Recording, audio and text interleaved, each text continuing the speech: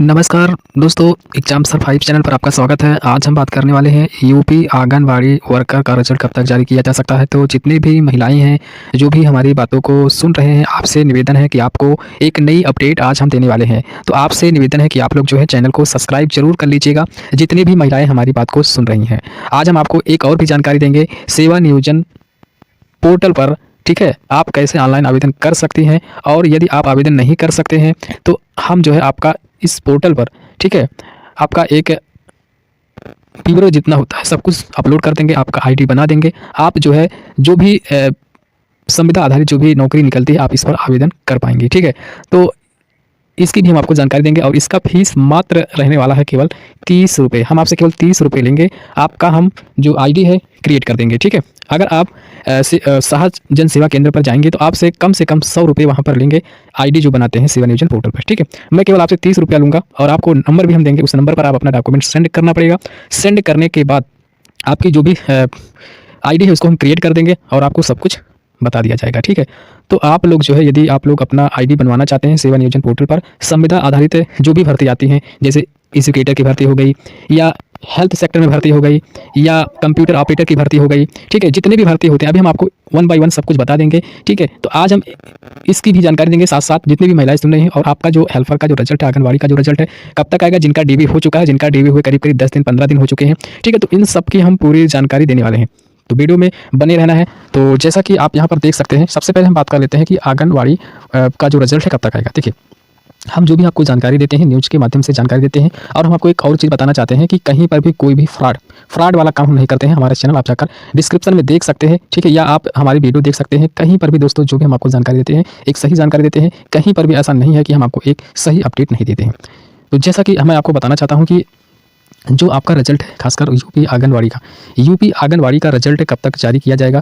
तो जैसा कि मैं आपको बताना चाहता हूं कि आपका जो भी रिजल्ट है, ठीक है, यूपी आंगनवाड़ी का, जिनका भी आपको बता दूं कि यदि आपका डीबी, ठीक है, यदि आपका डीबी इसी महीने में हुआ है 9 तारीख या 8 तारीख से, ठीक है, जिनका भी हुआ है 9-8 को जिनका हुआ है या जिनका इसके पहले हुआ है या इसके बाद हुआ है, ठीक है, सभी लोगों को हम बताना चाहते हैं कि जिनका भी जो भी जिस भी जिले से है, चाहे अम्बेडकर नगर से हो, चाहे अम्बेडकर नगर से हो या आप बस्ती से हो, गोरखपुर से हो, सिद्धार्थ नगर से हो, कौशाम्बी से हो, ठीक है, 75 जिले की बात करें, अभी 2-3 जिलों में अभी जो ऑनलाइन की प्रक्रिया चल रही है, तो इस पर हम बात नहीं करने वाले हैं। जिनका डीबी हो चुका है और जिनका डीबी होना है, देखिए ये लोग ध्यानपूर्वक सुन लीजिए। मैं आपको बताना चाहता हूँ कि यदि आपका डीबी हो चुका है, ठीक है, तो अभी आपका जनवरी महीना चल रहा है, ठीक है, अभी आपका कौन सा महीना चल रहा है, जनवरी चल रहा है। तो जनवरी महीने में जितने भी लोगों का डीबी हुआ है, ठीक है, जिनका भी डीबी हुआ है, ठीक है, आप गए होंगे अपने कार्यालय पर, ठीक है, अपने जिले के कार्यालय पर, ठीक है, तो वहाँ पर आपका डीबी हुआ होगा। डीबी होने के, मान के चलिए कि डीबी होने के करीब 20 से 25 दिन के बाद रिजल्ट आता है, ठीक है, 20 से 25 दिन के बाद मान के चलिए कि करीब मान के चलिए कि 1 महीना लग जाता है। मैं आपको बता दूं, सही जानकारी दे रहा हूँ,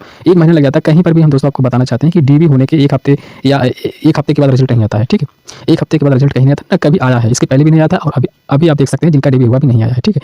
तो मैं आपको बताना चाहता हूँ कि जितनी भी महिलाएं हैं जिनका डीबी हुआ है, आप लोग इंतजार करें। आपका जो जिनका डीबी जनवरी में हुआ है और अभी आपका जनवरी चल ही रहा है, ठीक है, ये जनवरी में अभी होने वाला है या हो चुका है, तो मैं आपको बता दूं कि जिनका डीबी 7-8 तारीख को हुआ है, उनका रिजल्ट मान के चलिए कि 5 फरवरी या 6 फरवरी तक आने की संभावना है, ठीक है, 5-6 तक आ जाना चाहिए, आ जाएगा, ठीक है, ऐसा इतना लेट नहीं होगा, 5-6 तक आपका हो जाना चाहिए। और जिनका इसके बाद में हुआ उनको थोड़ा और इंतजार करना पड़ेगा, ठीक है। और मैं आपको बता दूं कि हर जिले का, ठीक है, किसी जिले का पहले आएगा जिनका डीबी हुआ होगा और डीबी पर निर्भर करेगा, ठीक है, जिनका डीबी पहले हुआ उनका पहले रिजल्ट, जिनका डीबी बाद में हो रहा है उनका बाद में रिजल्ट आएगा, तो उसमें समय लगेगा। और डीबी मैं आपको बता दे रहा हूँ कि डीबी जो होता है, ऐसा नहीं कि हमने डीबी करा के आया फिर, ठीक है, फिर दूसरे ब्लॉक, ठीक है, फिर दूसरे ब्लॉक के लोग भी तो जाएंगे, क्योंकि एक जिले में जितने भी ब्लॉक होते हैं, तो जो ब्लॉक होते हैं उस ब्लॉक में जितने भी फॉर्म डाले जाते हैं, ठीक है, उसका भी डीबी होता है। ऐसा नहीं कि हर ब्लॉक को एक ही दिन मतलब एक जिले में जितने ब्लॉक हैं सभी को एक दिन बुला लेते हैं डीबी का, ऐसा नहीं होता, ठीक है, कुछ को बुलाते हैं, ठीक है।